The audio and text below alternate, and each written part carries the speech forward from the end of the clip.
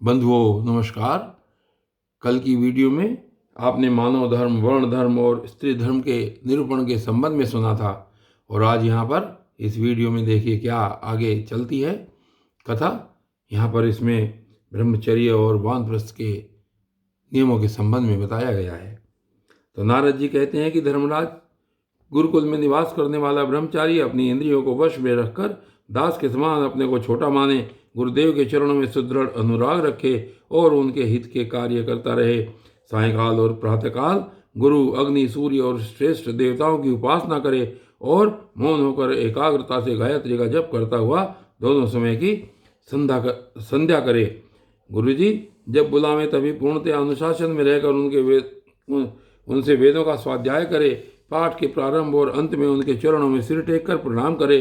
शास्त्र की आज्ञा के अनुसार मेखला, मृगचर्म, वस्त्र, जटा, दंड, कमंडलु, यज्ञोपवीत तथा हाथ में कुश धारण करे। सायंकाल और प्रातःकाल भिक्षा मांग कर लावे और उसे गुरु जी को समर्पित कर दे।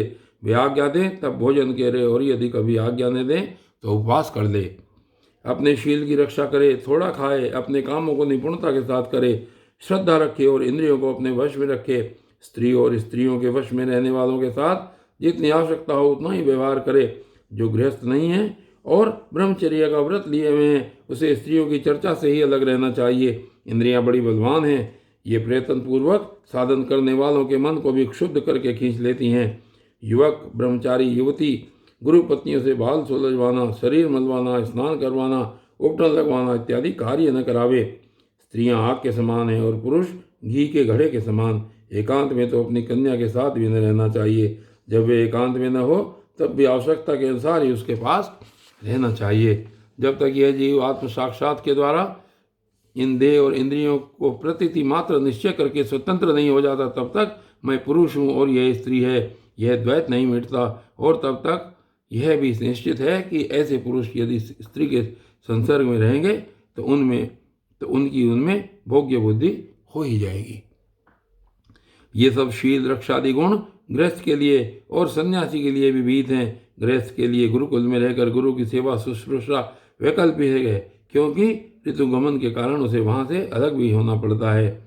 जो ब्रह्मचर्य का व्रत धारण करें उन्हें चाहिए कि वे सुरमा या तेल न लगावें, उपटन न बने, स्त्रियों के चित्र न बनावें, मांस और मद्य से कोई संबंध न रखें, फूलों के हार, इत्र, फुलेल, चंदन और आभूषणों का त्याग कर दें।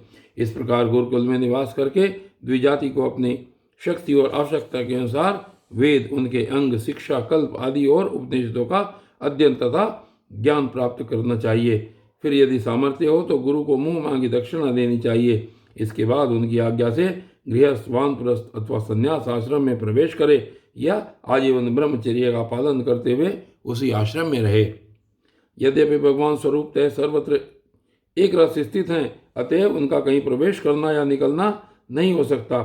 फिर भी अग्नि, गुरु, आत्मा और समस्त प्राणियों में अपने आश्रित जीवों के साथ वे विशेष रूप से विराजमान हैं, इसलिए उन पर सदा दृष्टि जमी रहनी चाहिए।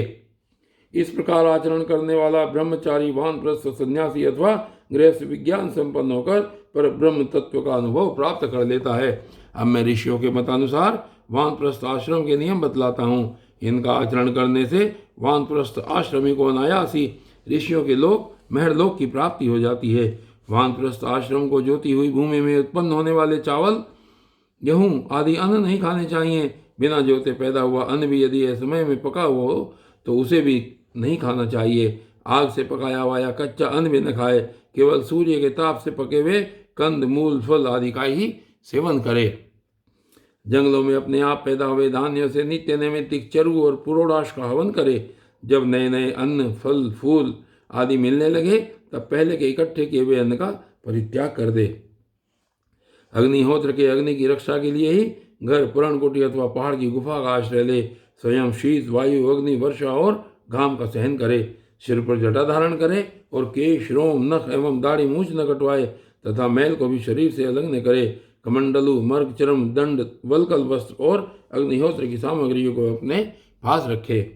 विचारवान पुरुष को चाहिए कि 12, 8, 4, 2 या 1 वर्ष तक वानप्रस्थ आश्रम के नियमों का पालन करे।